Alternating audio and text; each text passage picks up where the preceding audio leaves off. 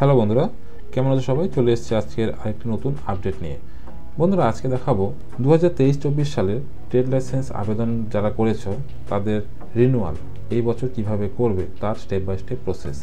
তো এই আপডেটটি ই-ডিস্ট্রিক্ট 2.0 থেকে করব। তো তোমরা সবাই জানো এখান থেকে নতুন এবং রিনিউ দুটোই হয় এবং শিবসাথী পোর্টাল থেকেও হয়। তো শিবসাথী পোর্টালে সেই সমস্ত ট্রেড লাইসেন্সগুলি রিনিউয়াল হয় যেগুলি সেখান থেকে করা হয়ে থাকে, অর্থাৎ ফার্মের নামগুলো রেজিস্টার থাকে। তো আমি আজকে সেখানে কাজ করব না, আমি রিনিউয়াল করে দেখাবো ই-ডিস্ট্রিক্ট 2.0 থেকে। তো রিনিউ করার জন্য ই-ডিস্ট্রিক্ট 2.0 যে লগ ইন করার যে প্রসেস সেটি তোমরা সবাই জানো। তো এখান থেকে লগ ইন করে নেবে। তোমরা ই-ডিস্ট্রিক্ট 2.0 লগ ইন করার পর সার্ভিসে ক্লিক করবে। সার্ভিসে ক্লিক করার পর তোমাদের সামনে এই পেজটি খুলবে। তো এখানে দেখতে পাচ্ছ বাঁদিকে ফিল্টারের অপশন আছে। তো এখান থেকে তোমরা সরাসরি লাইসেন্সে ক্লিক করবে। লাইসেন্সে ক্লিক করলে উপরে দেখো সার্চ অপশন একটি আছে, এখানে ক্লিক করবে। তো এখানে লিখবে হলো ট্রেড। সার্চ অপশনে ট্রেড লিখলে তোমার সামনে এরকম একটি পেজ খুলবে। দেখতে পাবো অনেকগুলি কিন্তু এখানে অপশন আছে। তার মধ্যে থেকে দেখবে উপর থেকে 3 নম্বর যে অপশনটি, auto renewal of trade licence in municipal areas. তো এখান থেকে এই 3 নম্বর অপশনটিতে ক্লিক করবে। 3 নম্বর অপশনটিতে ক্লিক করা মাত্রই আমাদের কিন্তু পুরনো যে পোর্টালটি ছিল সেখানে রিডাইরেক্ট করে নিয়ে যাবে। তো এখান থেকে ইউডিএমএ যে অপশনটি আছে এখানে ক্লিক করতে হবে। এখানে ক্লিক করলে উপরে দেখো লেখা আছে auto renewal of trade licence in municipal areas. তো এইখানে ক্লিক করব। এখানে ক্লিক করার পর ডকুমেন্ট রিকোয়ারমেন্টের জন্য একটি আইডেন্টি প্রুফ লাগবে, আরেকটি হচ্ছে তোমাদের দোকানের যে ডকুমেন্ট সেই ডকুমেন্ট লাগবে। এই দুটি ডকুমেন্টের মাধ্যমে কিন্তু ট্রেড লাইসেন্সটি রিনিউ অথবা নতুন হয়ে যাবে।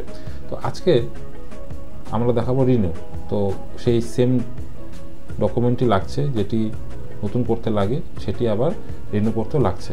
তো এবার কি করব, উপরে উঠাবো। উপরে ওঠানোর পরে এইখানে টিক চিহ্ন দেবো, দেওয়ার পরে অ্যাপ্লাই বাটনে যখনই ক্লিক করবে তোমাদের সামনে ট্রেড লাইসেন্স সার্চ ডিটেলস বলে একটি অপশন আসবে, যেখানে ট্রেড লাইসেন্স নাম্বার অর্থাৎ 23-24 সালের যে ট্রেড লাইসেন্সটি করেছো সেই ট্রেড লাইসেন্সের নাম্বারটি এখানে বসাবে।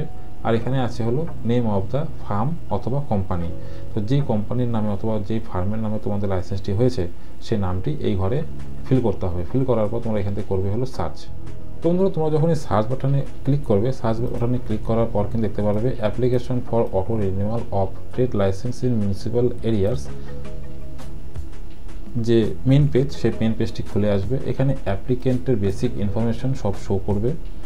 এখানে অ্যাপ্লিকেন্টের নাম, অ্যাপ্লিকেন্টের ডেট অফ বার্থ, অ্যাপ্লিকেন্টের মোবাইল নাম্বার, আধার নাম্বারটি শো করবে না, এটাকে তোমাদেরকে লিখে দিতে হবে।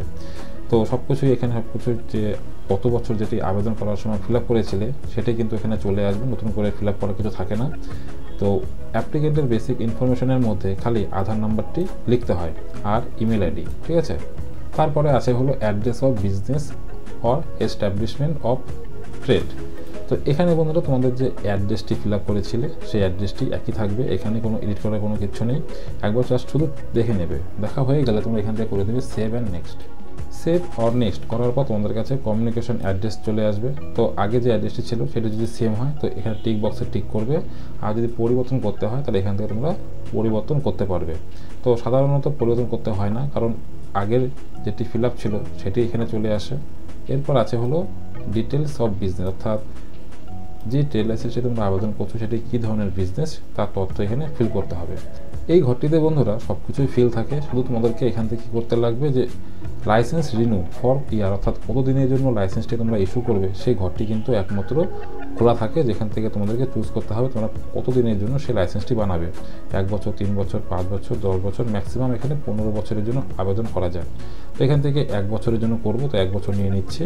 তারপরে আছে হলো ডিটেলস অফ ওনার্স, অর্থাৎ দোকানের অথবা তোমাদের ফার্মের যে ওনার্সের যে ডিটেলস এই ঘরটিতে ফিল করতে হবে।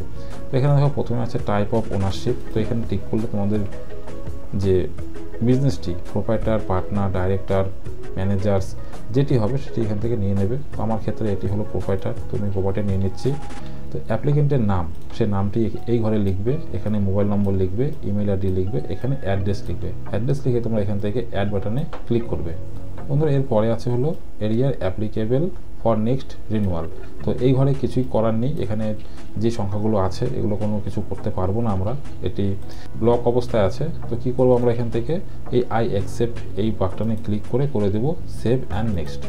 উপরে দেখো লেখা চলে এসছে টোটাল ফিস হচ্ছে 660 টাকা। তো এখান থেকে করে দেবো ওকে, অর্থাৎ 1 বছরের জন্য যে অ্যামাউন্টটি লাগছে সেটি হলো 660 টাকা। তো এখান থেকে করবো ওকে।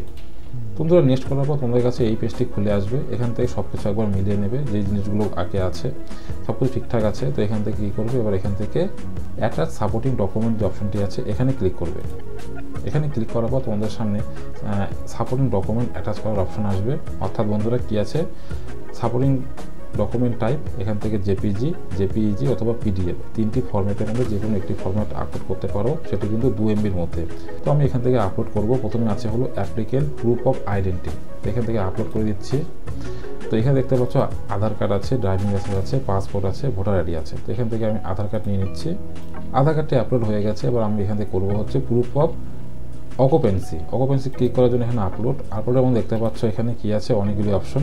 তার মধ্যে থেকে আমি এখানে উপর থেকে দেখো 2 নম্বর অপশন আছে current municipal property tax receipt, এই 2 নম্বর অপশনটি আমি নিয়ে নিচ্ছি। এখান থেকে ফাইলটি আপলোড করব। তো 2টি ফাইল কিন্তু আমি আপলোড করে দিয়েছি।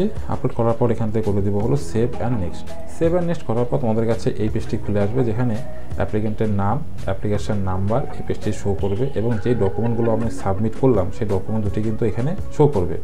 এবার কি করব, এখান থেকে আমরা করে দেবো হলো সাবমিট করার পর অ্যাপ্লিকেশন অ্যাকনোলেজমেন্ট যে কপিটি সেটি আমাদের কাছে চলে আসবে।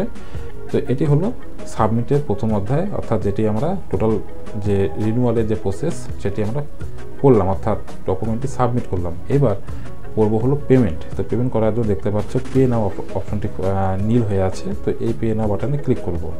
এবারে আসবে হচ্ছে please select A payment gateway. তো পেমেন্ট গেটওয়ের জন্য পে ভায়া পে ইউ এই বক্সে ক্লিক করতে হবে।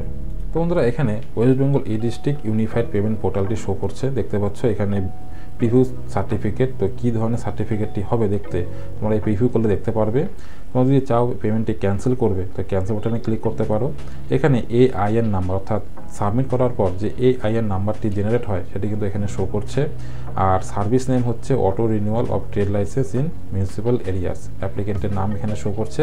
আর কত টাকা পেমেন্ট করব সেই অ্যামাউন্ট এখানে শো করছে। তো এখান থেকে আমরা করে দেবো পে।